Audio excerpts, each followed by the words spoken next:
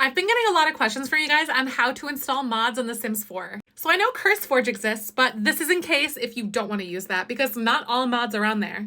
I'll post like an example directory, but you're going to want to find where your Electronic Arts folder is and then navigate to The Sims 4. Then find the mods folder. This will exist by default. And then in here is where all of your mods are going to live. There'll be mods that are scripts, and custom content typically comes in a package file. A lot of mods will come in a zipped format. I recommend something like WinRAR that is free to unzip those. You want to click extract here, and then all of those fancy little files will come out. They should look something like this. If you want to be organized like me, in your mods folder, create a new folder. I've named this one this. Then you'll want to cut and then paste everything in that new folder.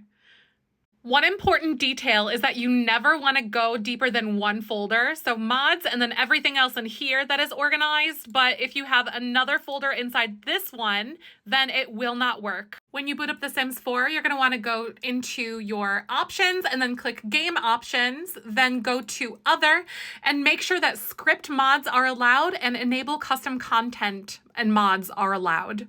By default, whenever there is a patch that launches, the game automatically disables that. This is because if you have any broken mods or custom content or anything, whenever there's an update, you need to go and look and see where you found it and see if there's an update that's needed. If you don't do this, your whole game can break and corrupt and you could lose everything. So use mods responsibly. I recommend using something like a spreadsheet or like a notepad where you have like a documented list of everywhere that you got your custom content and mods. That way, when it comes time to update, then it's a lot easier. Also, sometimes mods and custom content do not work well together. So sometimes they can conflict and some things can break. So Twisted Mexi at twistedmexi.com, I'll put it on the screen, has a mod called Better Exception. This mod automatically runs a check for you to make sure everything is A-okay.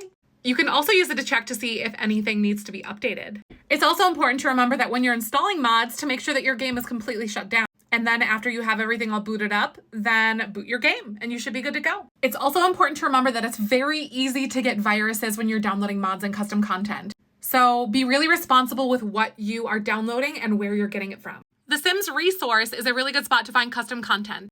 Anything that's hidden behind a lot of ad walls, such as like AdFly or something like that, are typically just not going to be very safe. So pay attention to your intuition and ask questions of your peers. Not always, but Patreon is also going to be a halfway decent place to find mods or custom content too. If you have any questions, make sure to drop a comment in the section down below and ask me any more questions. All right, thank you. Make sure to follow for more.